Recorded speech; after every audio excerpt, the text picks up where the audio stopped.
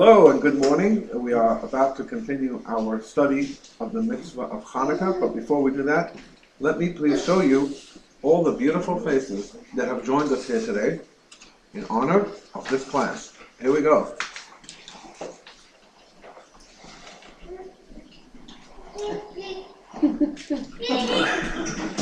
Mom.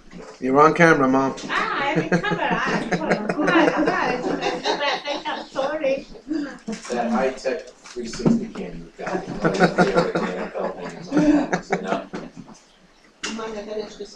We can lay cable across and we can literally zoom.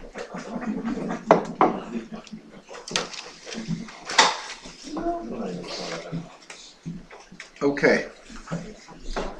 We're now on page 47, and we, until this point,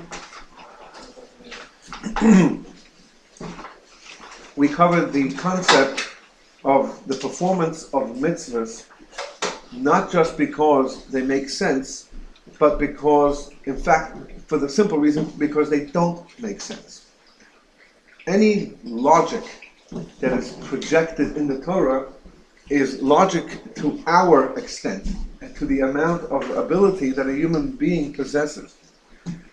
But in truth, because it's God's Torah, because it's God's wisdom, because God wrote the Torah, therefore any kind of logic will always be limited to what a human being can comprehend. But if it's God's logic, then it's infinite. It's much greater. So the reason why, for example, we observe the Shabbos is not just because for 6 days God created the world and then on the seventh day He rested, therefore we rest. There's so much more to that, even in reasoning, even in logic, that is beyond our capability of understanding. And even more so in the cosmic worlds, in the spiritual worlds, and so on. And this pertains to all the commandments. There are 3 types of commandments. We spoke about the civil law, the general basic civil law that every country, every place would need to survive, like no killing, no stealing, being honest, don't cheat. These are basic civil laws that would make sense to anyone. And then there are the laws that we wouldn't have thought about them before, but now that we have them, they make sense to us. And then there are laws that don't make, and then no logical reason is given to them. And in fact, it could be that this mitzvah defies logic. Not just is it not logical, it's against logic. Like the mitzvah of using the ashes of the red heifer, the red cow. When the Torah says, go burn this cow, and from its ashes you mix it with some water, and it's sprinkled upon the one who came in contact with a dead body on the 3rd day and on the 7th day, and then voila, you become removed from your uncleanliness. Oh, by the way, the person who administers these ashes, he becomes unclean because he administered the ashes. So the whole thing doesn't make any sense, defies logic. In fact, the Midrash says that when Moses heard of this law, his face became all like, how am I going to explain this one? But this is the point. The point is that it's a statute which gives us an understanding about the other commandments as well. That as logical as it may be, the reason why we follow the commandments is because this is God's desire. He just wants us to do this. And if we have that attitude to all the mitzvahs, like kashrus and Shabbos and don't murder, not just because I wouldn't do it because it's wrong. I don't do it because God said it's wrong. Or I do it because God said it's right. Then you are fulfilling God's will. That's a relationship with God. I wrote last week in the Good Shabbos email about a study, how Jews are falling off the face of the earth and all of that. You know what? It's no surprise. Because the structure of synagogue and people coming to synagogue, you know what, depends on the mood of the person who's going to synagogue. Depends if they have good clothes or good makeup that day. Or depends if they're getting along with someone, if they're in a good mood or if they're not in a good mood. And then it depends what kind of synagogue it is. It might be a nice synagogue, it might be not such a nice synagogue, it might be nice people, not nice people. It depends on so many external factors. Judaism is not about going to a synagogue. Judaism is about a relationship with God. Synagogue should help that and should enhance that. If it doesn't, okay, then we have plenty of other things. In fact, most of the commandments take place at home. Shabbos takes place at home. The festivals take place at home. Mezuzah is at home. Keeping kosher is at home. All these things are home. Most of it is at home. So a synagogue is there to enhance the spirituality of the person. It's there to enhance, the prayer becomes elevated. But that's one thing, prayer. All right, the bagels are good, hopefully, at the synagogue. And the kiddush will hopefully be, the chont will be good that Shabbos. And other things will be wonderful. But that's not what Judaism really is. Somebody asked on our Tuesday night class, if they live too far from a synagogue, should they drive on the Sabbath, even though the Torah says don't burn a fire on Shabbos, therefore forbidding driving. So should they go to a synagogue? I didn't want to get into it then, but the synagogue is there to enhance Judaism, but it's not Judaism. Judaism is about a relationship with God. And the best place to have a relationship with God is the place where you have a relationship already, at home. With your family, with your wife, with your husband, with your children, with your grandchildren, with your brothers, with your sisters, with your aunts, with your uncles, with everybody who comes and goes, and your friends and neighbors and acquaintances. That's where you have your base, is at home. So Judaism is at home. If the home is good, then the synagogue experience becomes that much better. If the home isn't that good, then the synagogue experience is just another place to go if you're in the right mood, if you have the right clothing, if the right people are there. Someone wrote to me, someone who had been coming here for a few months, wrote to me an email a couple of months ago saying that they're stopping to come over here. They're stopping to attend over here because they couldn't connect with anyone. They didn't find anyone to connect with. And I felt that, I don't judge people, but I felt that they missed the point of a synagogue. And that is connect with someone that you can connect with. You don't have to connect with everyone. Connect with the food. Connect with the prayer book. Connect with something that's here. But most importantly, take it home with you, with your children. That's where Judaism is. The synagogue isn't Judaism. The synagogue is an aspect, an important aspect, a vital aspect. But it's the center of the community. But that's not where Judaism is most. Judaism is most in the home. And so, when you talk about a relationship with God, a relationship with God means that you're doing it on God's terms. And by definition, God exists in a plane that is above and beyond the human ability to comprehend. His logic is infinite, like He Himself is infinite. That's the point that we discussed until now. We are now on page 47, and there are more copies to be had. Yes. Yeah.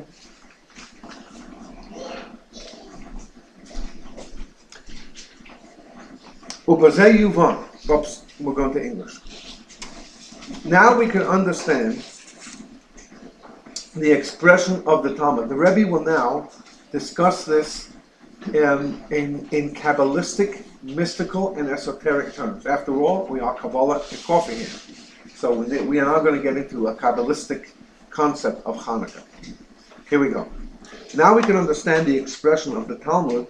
When the Greeks entered the sanctuary, they contaminated all the oils that were in the sanctuary. That's what the Talmud says. The oils that were in the sanctuary.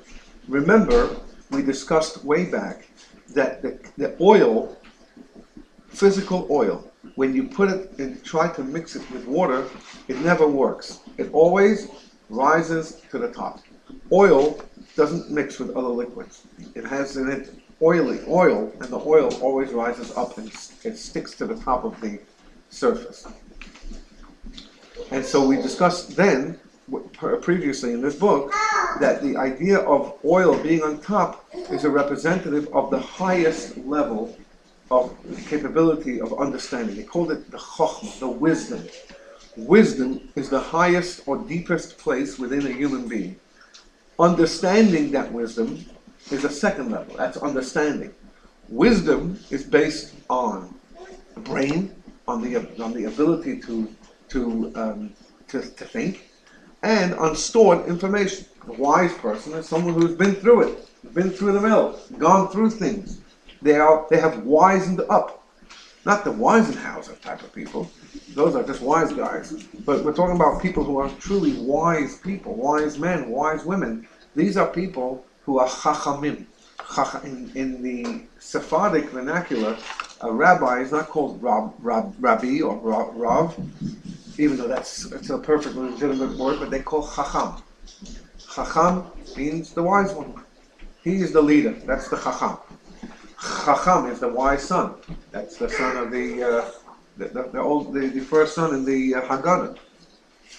Wisdom is the deepest part that we have. So when we are faced with a dilemma, and we're trying to get out of a dilemma, just let's say somebody poses to you a riddle, a math problem. Hey, okay, 8 plus this, and then you start thinking, and you say, oh, got it! Ah! That's the flash. That's that wisdom that shows up. Now, then you start saying, got it? Hold on a second. Let me think this through. Now you're understanding that wisdom. But the flash is coming from the deepest recesses of a person's brain. It's the highest level within the person. That's what oil represents. Oil represents chokhmah because it's always on the top. It's among liquids, it always rises to the top. So, now let's see here what he says. So the Greeks came in. Remember, the Greeks were out to destroy the divinity, the above logic, the defiance of logic that Judaism has. They wanted to do away with that. They didn't care. They loved the intellectual ideas of Judaism. They loved the culture, but they couldn't stand this divinity of it. What do you mean you're doing it because God wants it? Who's God? Everything is about the body. They celebrated the body. That's the Olympics. That's the whole idea of the Greeks, to celebrate the physical, to celebrate the body. And they couldn't deal with that. And we say in the prayers, they wanted to remove the Jewish people, mechukei retzonecha, from the statutes of your will. Statutes means commandments without logical reasons, and will is the deepest part of a person, or in this case, deepest part of God. They wanted to remove the Jewish people away from the statute level, above logic, and from the will of God, just because God wants it. That's why we do it. They couldn't handle that. So the Greeks went in, and the Talmud says, and they defiled all the oils that were in the temple. The Greeks defiling the oils. That idea is going to be explained now in Kabbalistic terms. The implication is that upon entering the sanctuary, they strove with great effort to contaminate the oils in order to, God forbid, vanquish Israel. In Kabbalistic terms, the sanctuary corresponds to Bina. The word Bina means understanding, while the oil corresponds to Chokhmah, meaning wisdom, which transcends the logic of Bina, which transcends the logic of understanding.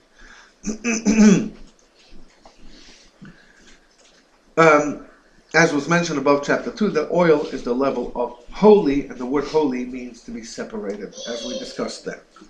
Okay, now I would like you to move to footnote number 77, and in this footnote he'll explain what we just said now.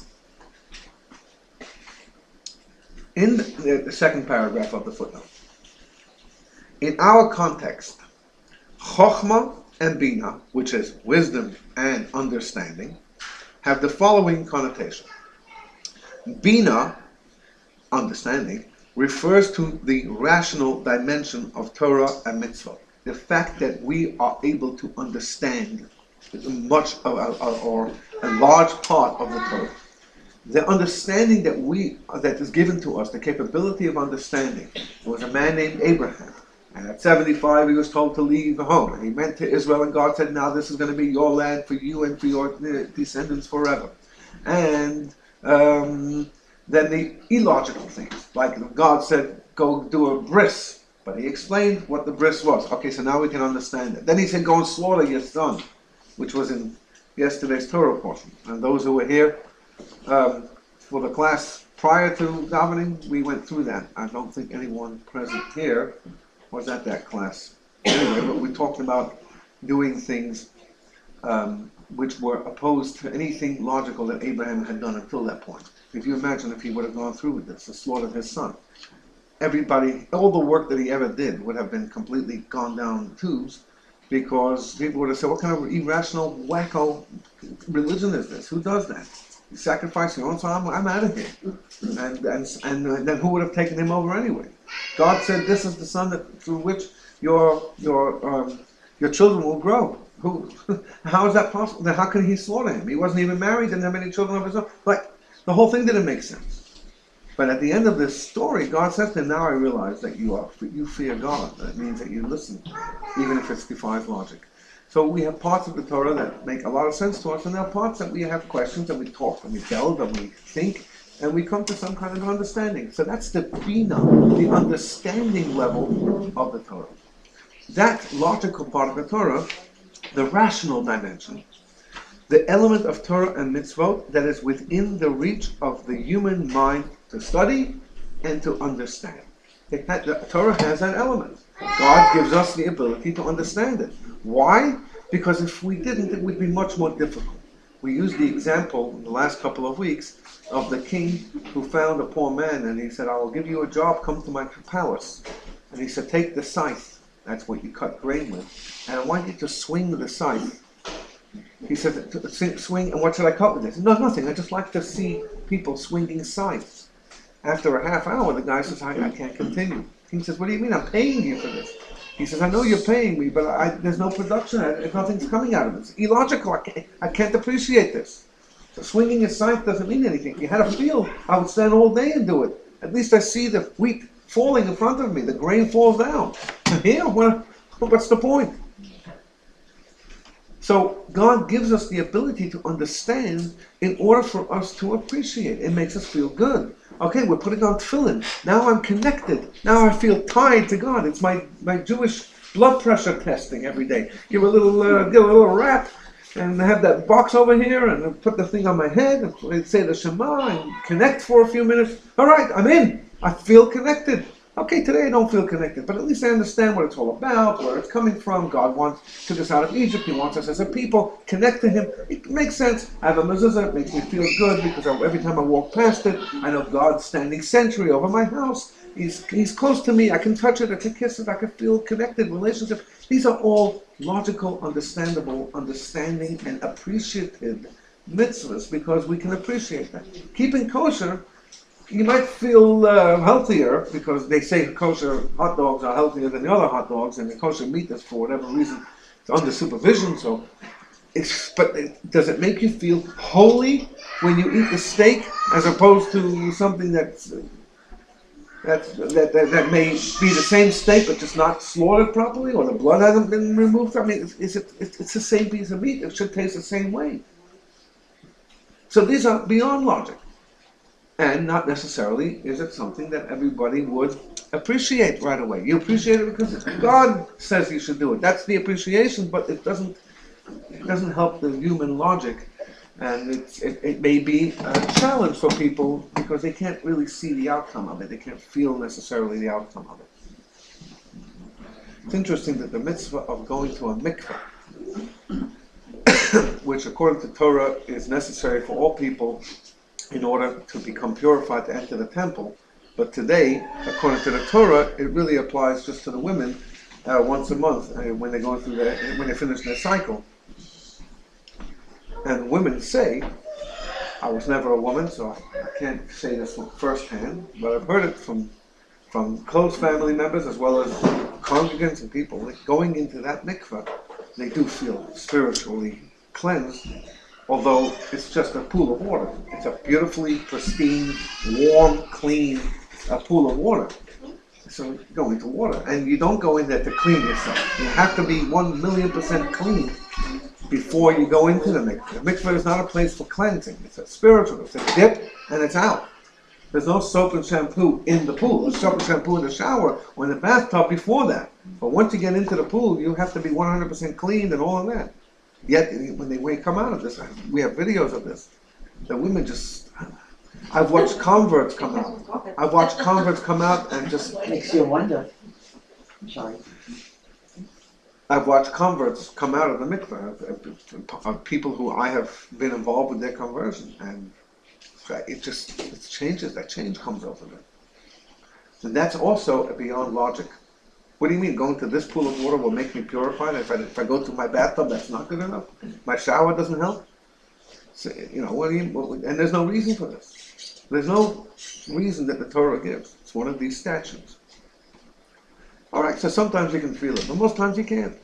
Why does God give us the ability to understand? Because when you understand something, you appreciate it. When you can understand what it is, then you can feel the purpose behind it and the reason. Oh, so at least I know what I'm doing. I might not be in the mood, but at least I realize that if I do this, I feel good, or somebody feels good. That's good. But some stuff that doesn't make us feel any better or any more deeper connected, those things are more difficult for people to follow. So let's continue now.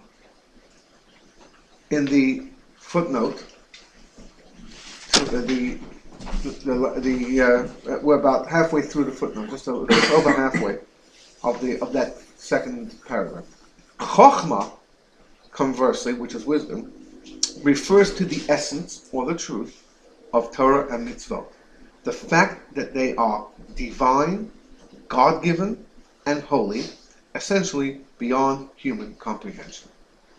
That's the Chokhmah level. The wisdom level is not comprehensible. We can't understand or comprehend our wisdom. We can only understand and comprehend one flash of our wisdom. And we have to take that and then start expanding on it. We have to think of it in its length and in its breadth until we get to it. The wisdom doesn't come tumbling out. It comes out in increments. And it comes out, and each one of them have to be understood and have to make sense. And sometimes you have to leave it behind.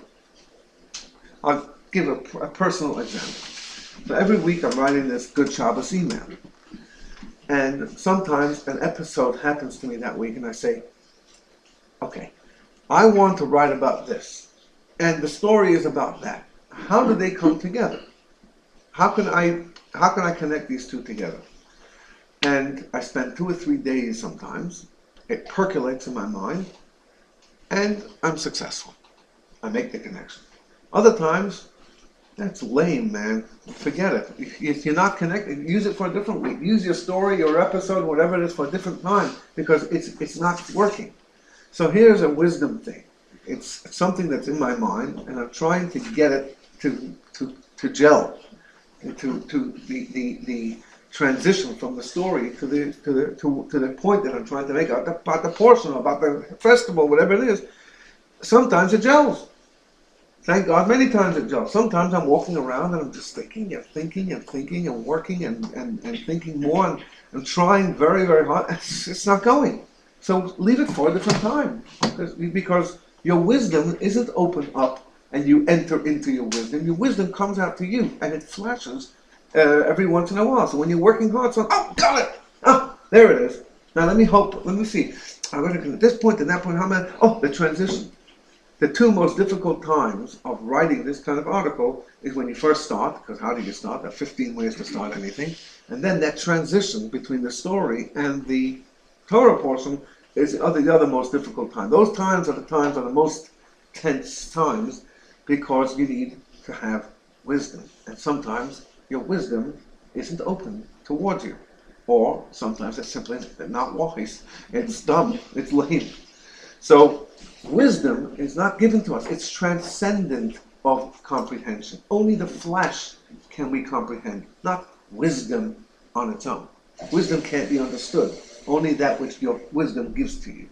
That is understandable when it enters into the realm of understanding. So therefore, wisdom refers to the commandments that are beyond logic, beyond comprehension, and understanding refers to mitzvahs that are comprehensible. Let's continue in the footnote. Now, while we must understand the Torah that we study and educate ourselves in the particulars of the mitzvot so that we can fulfill them properly, which is the Bina level. Bina level means comprehension and understanding. So we need to help ourselves understand the Torah that we are studying and the commandments that we are performing. We need to understand them. We must nonetheless be constantly conscious of the fact that Torah and mitzvot are essentially beyond us, which is the chokhmah level, the wisdom level. They are essentially, each one of them, even the most comprehensible, the most common, sensible mitzvah, is beyond comprehension.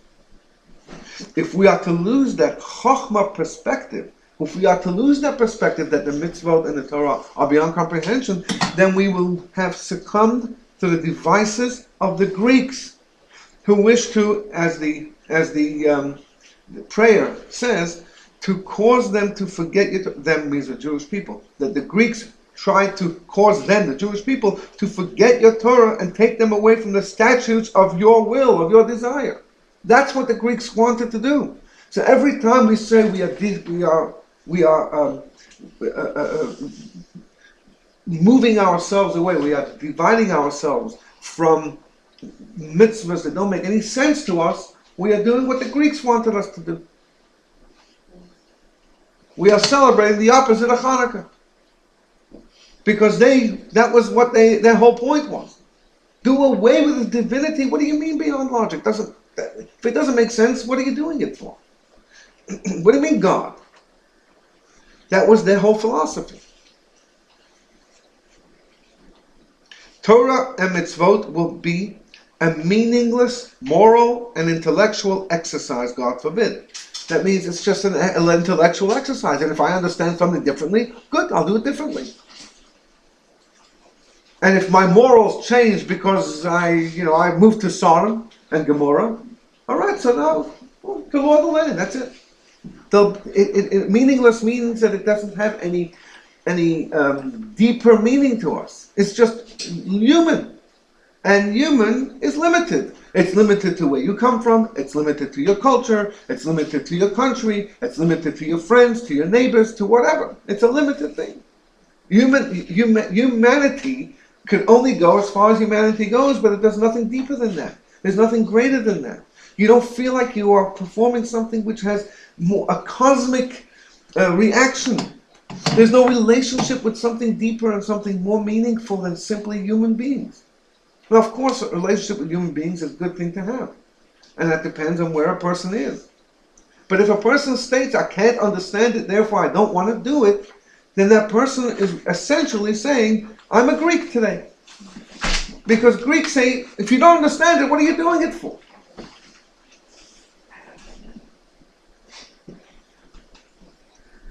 Which is amazing, really. Because Hanukkah is, if not the most, one of the most widespread holidays and festivals that are celebrated by all kinds of Jewish people. Including very many Jewish people who are unaware of what Hanukkah really means. The miracle of Hanukkah. Yeah. I'm saying it's a miracle. The miracle, the oil. They light the candles and they exchange gifts. It's a happy time. What are you so happy about? The celebration is the fact that we do have a relationship with God. And that the mitzvahs and that the Torah that we do practice is because God wants us to do it. I understand that people are not ready and they haven't studied enough, they haven't gotten close enough, they don't feel whatever. But to say, I don't understand it, therefore I don't want to do it, I pick and choose what I like, then one becomes, not you, then one becomes on the level of the Greeks who also decided that they only can accept logical things and the ones that are beyond logic don't make any difference in their lives. And of course we've taken this to the extreme. You get a country like Germany, and it took a few years, but eventually they decided that Jews were useless and had to be put away. Not the whole country, but most of the country. Can I say something about They came to terms with the fact that the Jews are responsible for all the trouble. If they're responsible for all the trouble, slaughter them, like you do with flies and cockroaches. Just step on their heads, blow them away, and throw them into the pits, and burn them in the gas chambers. We don't need them there. And that is because it makes sense to us. And whatever makes sense to us, that's what we do.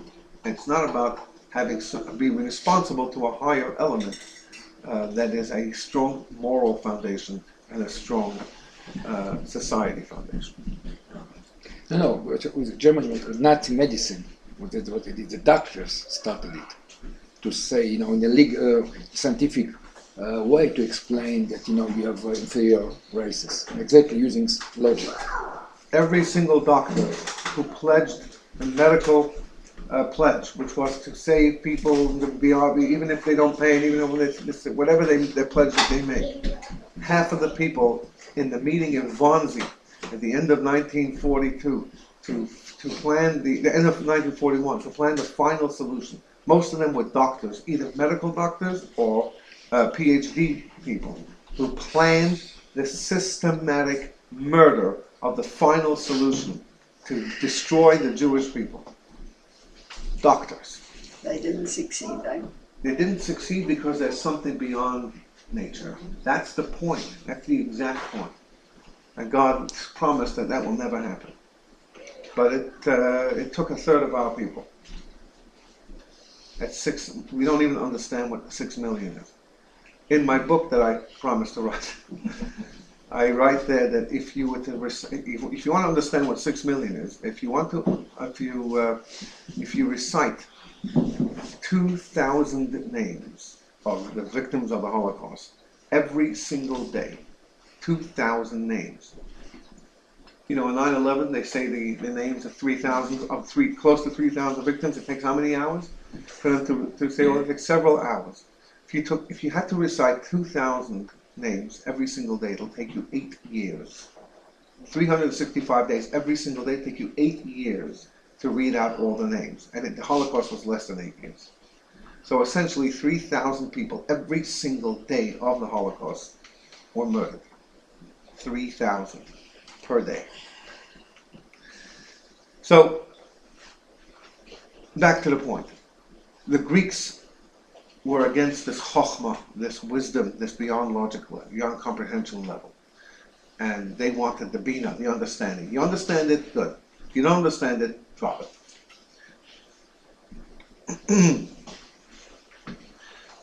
Bottom of the footnote now. This is why there must be oil within the sanctuary. Oil! The oil level within the sanctuary.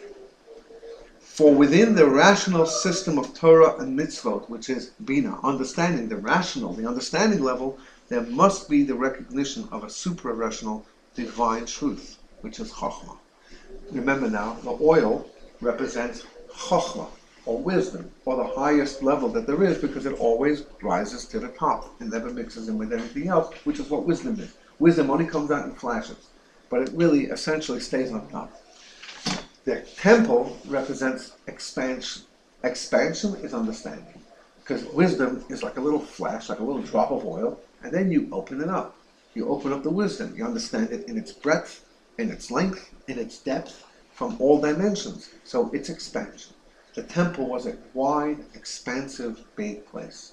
The actual house of the temple, not the compound, which was also pretty big. The kotel, the western wall, is the outer retaining wall of the compound.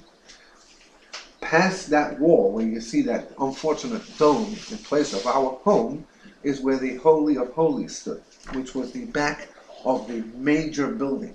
The building was 100 amot, 100 measurements high, which was approximately 180 feet high.